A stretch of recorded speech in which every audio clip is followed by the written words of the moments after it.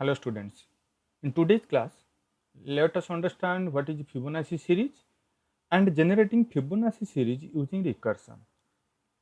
In the previous classes you have already understood what is recursion.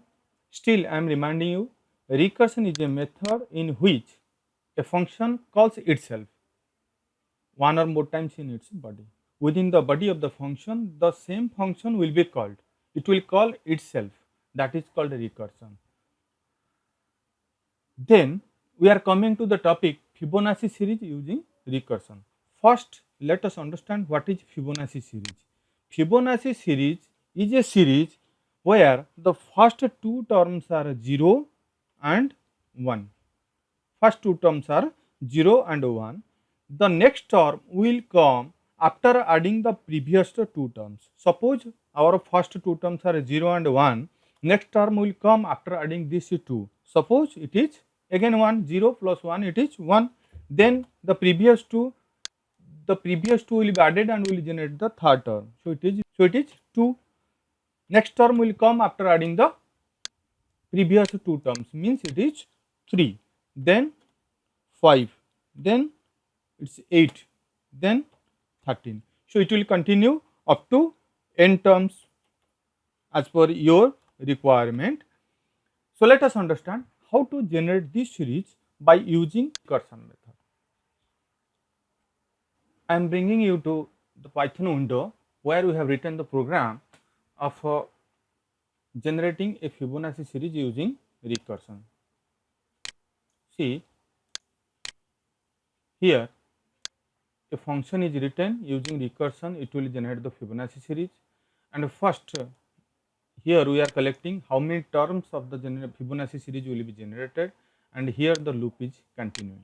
Let us understand this program by dividing into smaller groups and analyzing every part of that to have a proper understanding of the concept. Here I have divided the program into three parts. Number 1 part I have made it here, then number 2 part is here, and number 3 part is here. Why I have done like this, dear students? When the Python will start interpreting the program, it will start from this part 1 position. Why? Because this is a function, the top one is a function, part number 3 is a function.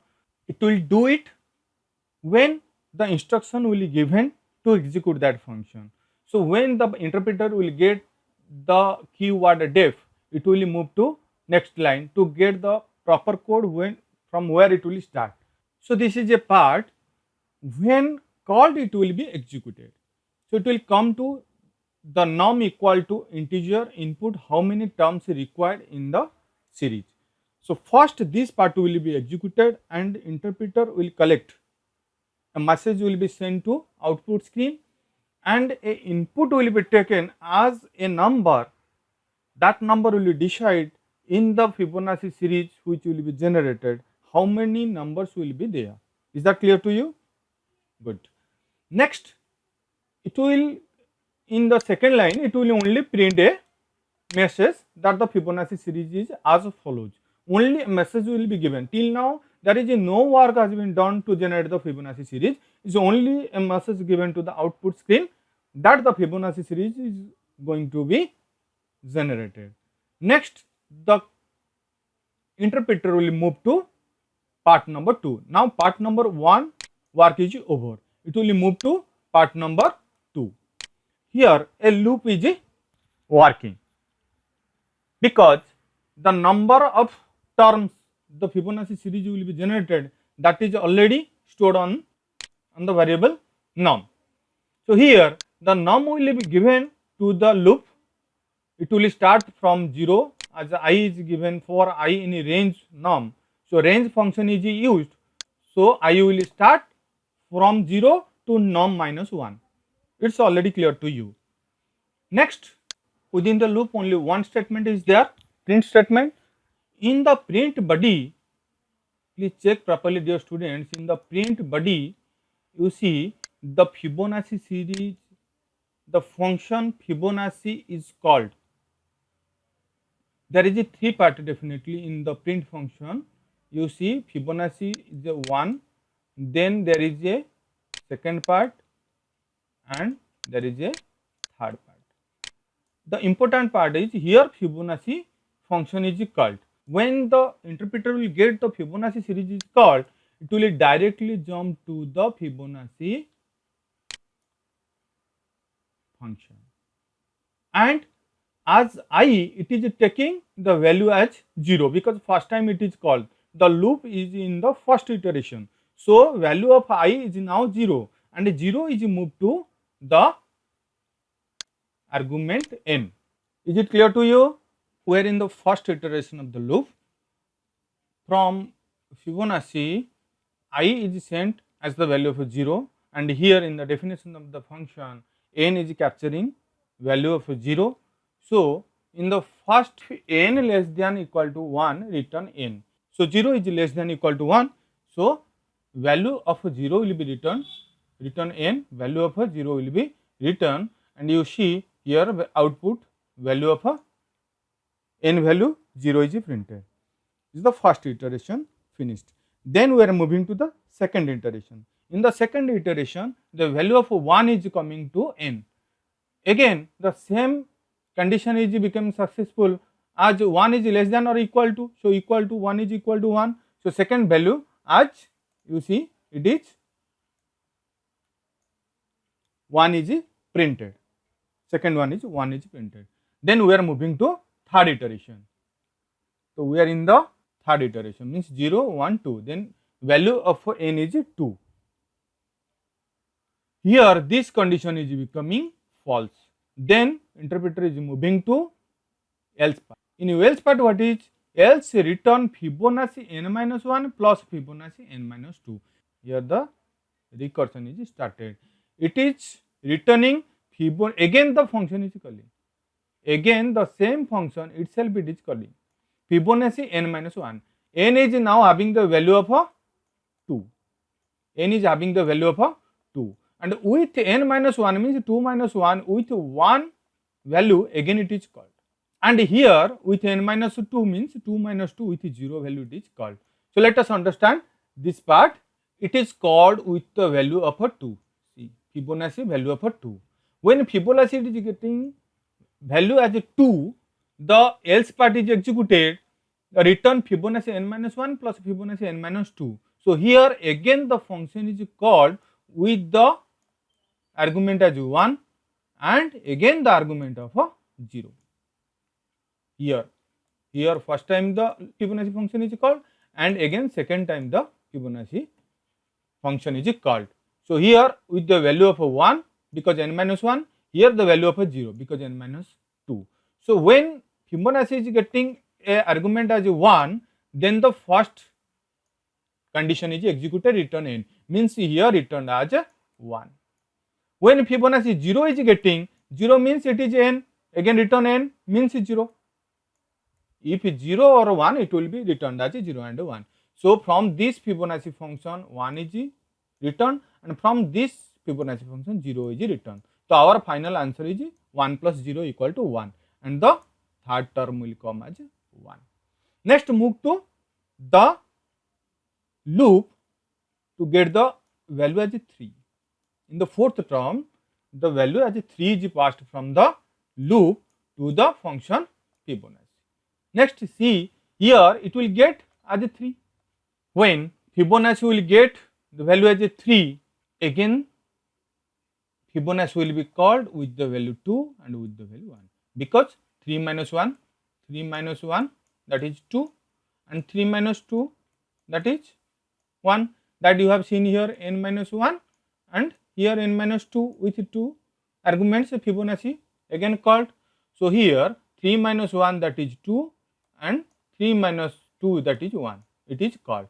When Fibonacci will get value as 2, again it will be called as Fibonacci 1 because 2 minus 1 it is 1 and 2 minus 2 it is 0, it will be called. Then the first condition will be 2, so it will not called again. So, here Fibonacci 1 will generate the value as 1, Fibonacci 0 will be generating as 0. So, 1 plus 0 plus here another Fibonacci will be generating as 1. So total it is 2. So next term will come as, you can see here our next term is 2.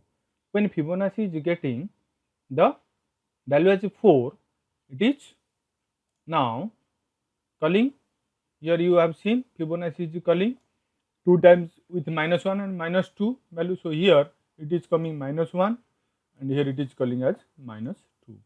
When this one is got by the Fibonacci as value as 3, then it is culling with -1, Fibonacci 2 and here -2, that is Fibonacci 1.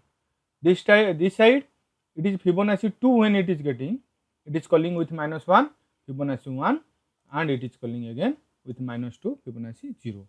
So you see when Fibonacci again 2 it is getting here, it is culling with Fibonacci 1 and again -2, that is Fibonacci 0. So when it is getting 1 and 0, the first condition is executed. So further there is not going to else pattern, not executing the Fibonacci recursion. So here the first one is becoming true and it is executed. So here you see in this Fibonacci function 1 is generated, it will give 0, 0, it will give 1, it will give 1 and it will give 0.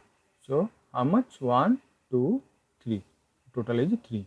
You see the next one is 3. When we are passing the n equal to 4, it is getting the value as 3, value as 3. Next we will see when we are passing 5, what is happening? It is calling Fibonacci 5 minus 1, so 4 and Fibonacci 5 minus 2, that is 3. So here you see as before it is continued for 4, it is all are there, and as 3 it is also the same thing, it is, you see here what is the same thing is exactly here for 3. So finally it is becoming this much complicated when only we are passing 5, and you think when you will pass 50 or 100, what will be the condition of a recursion. So while using recursion, you should be very much sure the recursion will give you benefit here, and you should understand the complicacy, and if needed then you use recursive function. So here finally what will be the result, we will see Fibonacci 1 here will give you 1.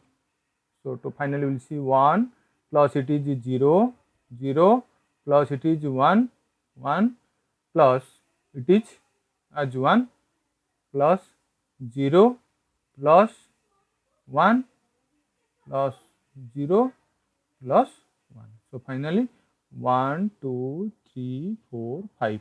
When we are giving recursive value as 5, it is generating the result as 5. You see the next after 3, when this is when giving 4 to Fibonacci, it is generating 3, and when giving 5, 5 is generated. When you will give 6, 8 will be generated. When you will give 7, 13 will be generated, and the next digit will come 13 plus 8, that is 21. It will be continued up to nth digit. So this is all about Fibonacci series using recursion. Thank you.